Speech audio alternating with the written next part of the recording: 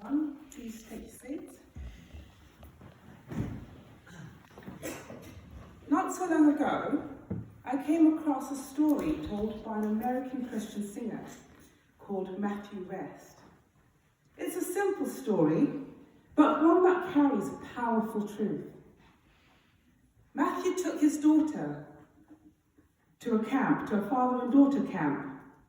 At one point, the camp leaders led all the fathers and daughters deep into the woods for an exercise.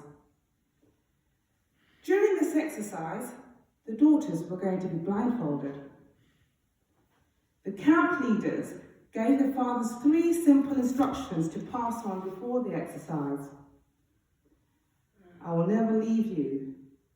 You can ask me anything. Only listen to the sound of my voice. Matthew repeated these words to his daughter again and again as they prepared to begin. At first, Matthew was allowed to hold his daughter's hand, and so even though she was blindfolded, it was easy. They walked and talked together, he guided her, and she trusted him. But then, without warning, the leaders signaled to the fathers, "Take your hands away and stop speaking." Suddenly, everything changed. Without his voice, without his touch, his daughter became unsure, disorientated, and vulnerable. It wasn't long before she drifted off the path. Then one of the instructors stepped in and said, why don't you follow me? I'll lead you back." She trusted the voice, but instead of leading her to safety, he led her straight into a ditch, and she fell. Confused, hurt, and afraid, standing there in the ditch, she cried out, "Dad, are you there?" And with tears in his eyes, though he hadn't been allowed to speak before, he replied, "Yes, I am here." Well, that story brings us beautifully to our gospel reading today, the Great Commission. There is so much that we could reflect on in that passage. We could talk about how some worshipped Jesus and yet some doubted.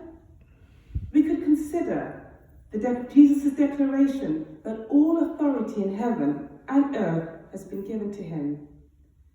We can explore the call to make disciples, to baptize, to teach. Each of these deserve time. But today, we are invited to focus on the very last words Jesus speaks in today's gospel. "I am with you always, even at the end of age." Because if we're honest, many of us know what it feels like to be in that ditch. Not literally perhaps, but spiritually, emotionally, mentally. Moments when life takes an unexpected turn. Moments when the path disappears. Moments when we feel unsure, disorientated, and vulnerable. And if we're even more honest, sometimes we end up there because we've listened to the wrong voice. A voice that promised ease but led to difficulty. A voice that promised clarity but brought confusion. A voice that wasn't the voice of the Father. And in those moments, we panic. We forget the promise in the Bible. We forget to ask for help. We forget that we are not alone. And so we found ourselves crying out, "Lord, are you there?" And the good news of the gospel is always yes. Not "I was there," not "I will be there," but "I am with you always, even to the end of age." Jesus does not promise a life without difficulties. Jesus does not promise a life without ditches. But he does promise us his presence. I am with you always.